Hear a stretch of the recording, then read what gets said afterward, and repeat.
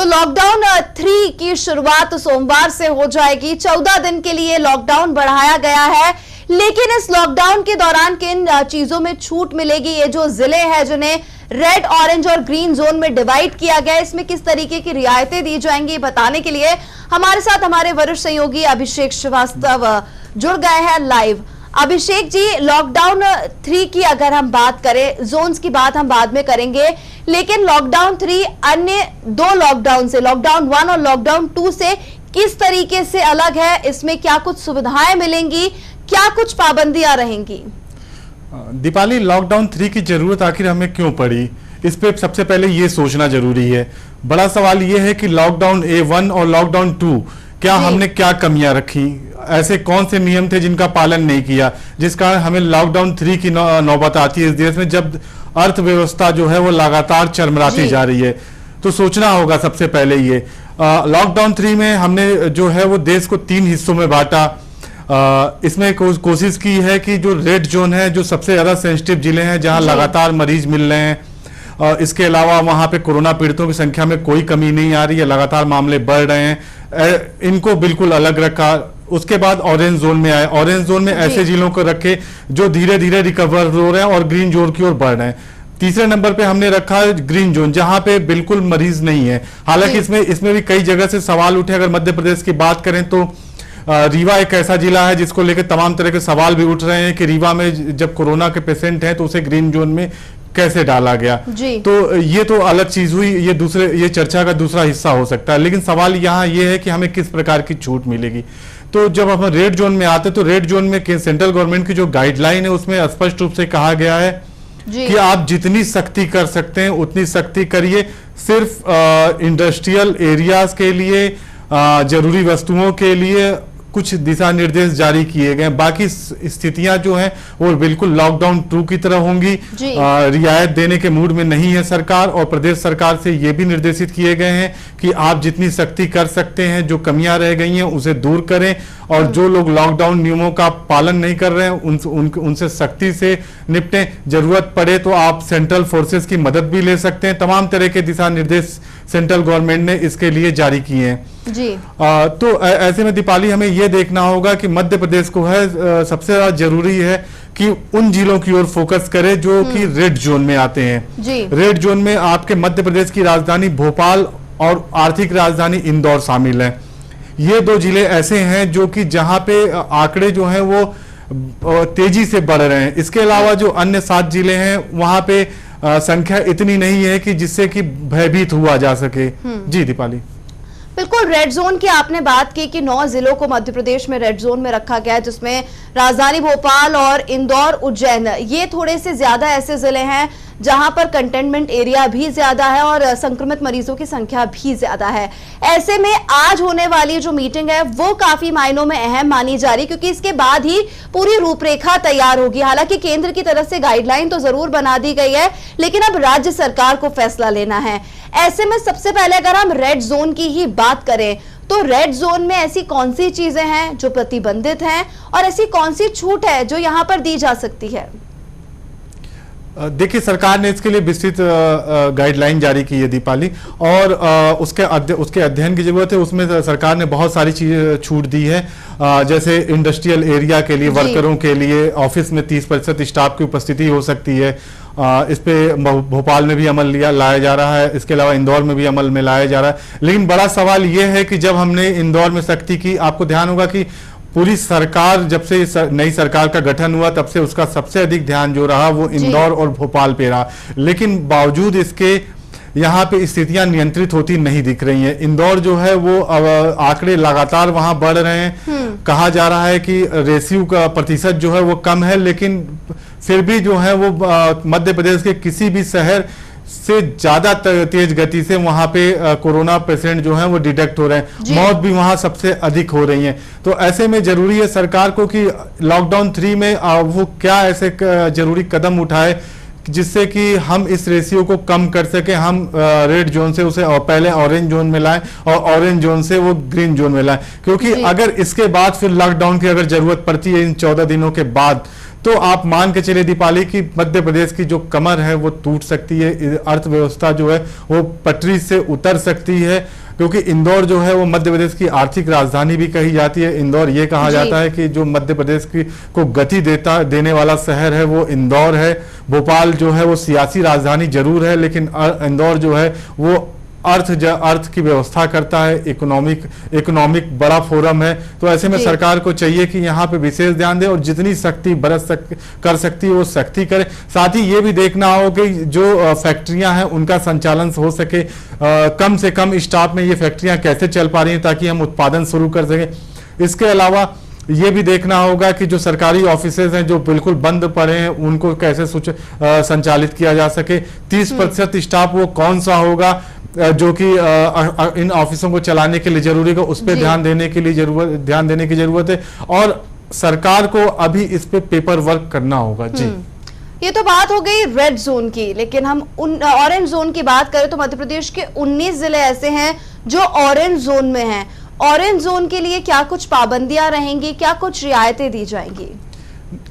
Deepali, red zone से थोड़ा सा हटके ऑरेंज जोन है। ऑरेंज जोन ऐसे जिले हैं जो जहां कोरोना है तो कोरोना पेशेंट हैं, लेकिन वो इतने संख्या में नहीं है या वहां जो है वो पेशेंट जो है नए नहीं मिल रहे हैं, तो ऐसे में उसे ऑरेंज जोन में रखा गया और वो धीरे धीरे रिकवर होने ग्रीन जोन की ओर बढ़ता जा रहा है। तो ऐसे में यहाँ सरकार ने बहुत सारी छूट दी है, तमाम तरह की दुकानें खुलेंगी, इसके अलावा पब्लिक ट्रांसपोर्ट का संचालन भी होगा, लेकिन उसमें कुछ गाइडलाइन जारी किए गए, उस गाइडलाइन के अनुसार ही सारी चीजें हो सकती हैं। बहुत सारी उसमें चीजें बताई गई हैं।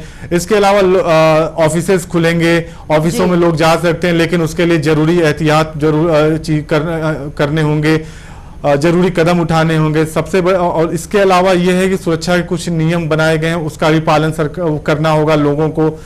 दीपाली जी, ये तो ऑरेंज जोन की बात हो गई, लेकिन अगर ग्रीन जोन की बात करें तो क्या ग्रीन जोन में सारी चीजें खुलेंगी, सभी तरह की रियायतें दी जाएंगी या वहां पर भी कुछ पाबंदी रहेंगी?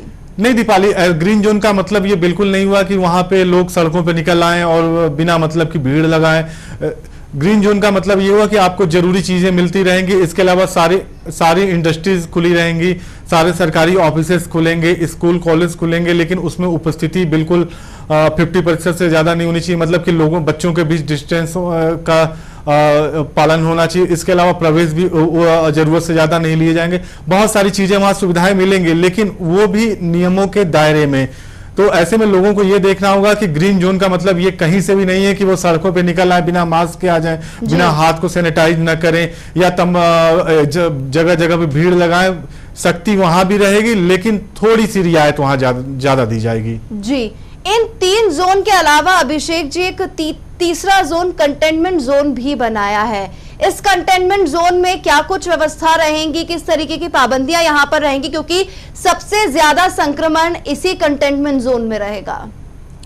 देखिए, कंटेनमेंट जो जोन बनाए गए वहां ये बताता है कि यहाँ कोरोना के पेशेंट हैं आसपास के 1 किलोमीटर के दायरे में।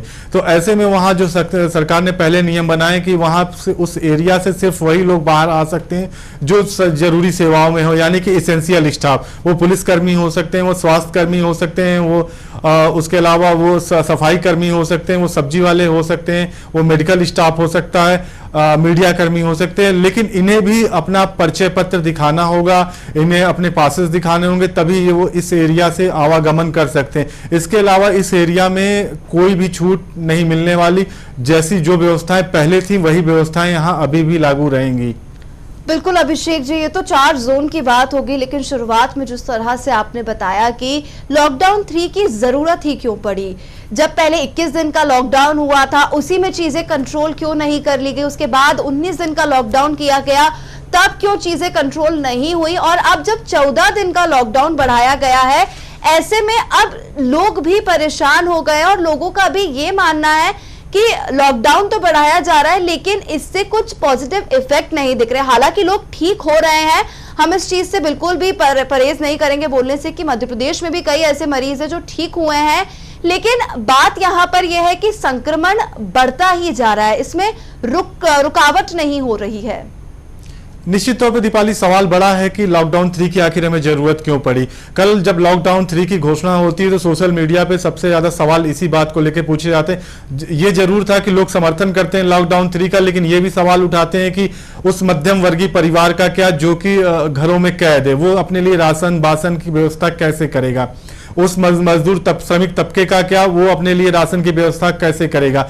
एक नियमित समय तक हम उसको राशन उपलब्ध करा सकते हैं, लेकिन उसका आजीविका का वो निर्वहन कैसे करेगा। इसके अलावा तमाम तरह के सवाल जो हैं वो सोशल मीडिया पे ट्रेंड करने लगे, तमाम तरह की बातें उठने लगे। उसमें सच्चाई भी बहुत हद तक ये है कि लोग घरों में कैद होके कितने दिन आखिर लोग घरों में कैद रह सकते हैं उस बीमारी से, अदृश्य बीमारी से लड़ने के लिए, जो कि उन्हें सामने तो नहीं दिखती है प्रत्यक्ष तौर पे, लेकिन जब वो बाहर निकलते हैं तो वो पीड़ित हो जाते हैं, उससे इफेक्टेड हो जाते हैं और उन्हें क्वारंटाइन होना पड़ता है, तमाम तरह की दिक्कतों का सामना करना पड़ता है। तो दीपाली यहाँ सवाल तो ये बड़ा सवाल है कि लॉकडाउन 3 की आखिर जरूरत क्यों पड़ी। निश्चित तौर पे कुछ लोगों ने इस लॉकडाउन 2 और लॉकडाउन 1 का में जो नियम बनाए गए थे उसका पालन नहीं किया। आपने भी तमाम तरह के सोच किए दीपाली और तमाम तरह के सवाल भी उठाए कि आखिर लोग सड़कों पर क्यों आ रहे हैं। अगर किसी को सुई की जरूरत है तो क्या जरूरी है कि वो हर एक छोटे सामान के लिए दुकान तक पहुंचे। जब तक अगर गैर जरूरी सामान की हमें आवश्यकता है तो हम क्यों दुकानों तक जाएं।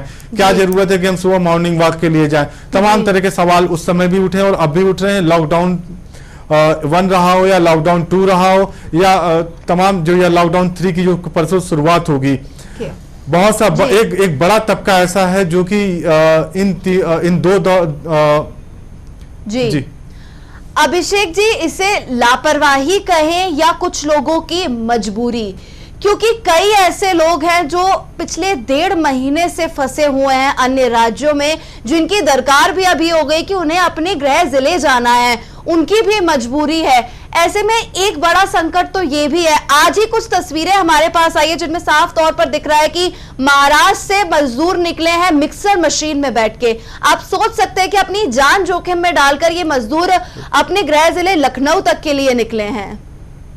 निश्चित तौर पर दीपाली, इंदौर से जो तस्वीरें आई हैं और वो बेहद चौंकाने वाली तस्वीरें हैं।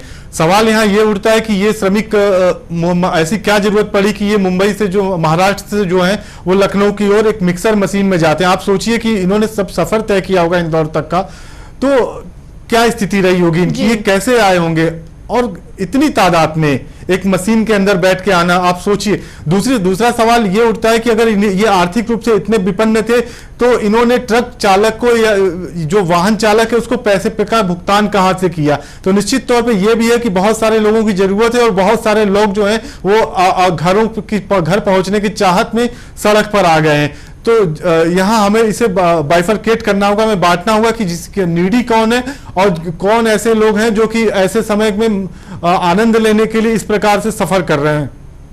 दीपाली जी, चलिए अभिषेक जी, बहुत शुक्रिया तमाम जानकारी के लिए और इस लॉकडाउन को समझाने के लिए कि इस लॉकडाउन 3 में क्या कुछ रियायतें दी जाएंगी, क्या कुछ पाबंदी रहेंगी और किस तरीके से ये जो लॉकडाउन 3 है ये लॉकडाउन 2 और लॉकडाउन 1 की तुलना में ज्यादा इफेक्टिव हो सकता है, क्योंकि इसमें जो कारोबारी गतिविधियां हैं या फिर कई सारे ऐसे जो क्रियान्वयन है जो काफी समय से बंद पड़े हैं उन्हें शायद हरी झंडी मिल सकती है, लेकिन कुछ नियम और शर्तों के मुताबिक। तो लॉकडाउन 3 सोमवार से शुरू हो जाएगा, 14 दिन का ये लॉकडाउन रहेगा। क्या इस लॉकडाउन 3 में हम कोरोना से जंग जीत पाएंगे, ये अभी भी बड़ा सवाल है।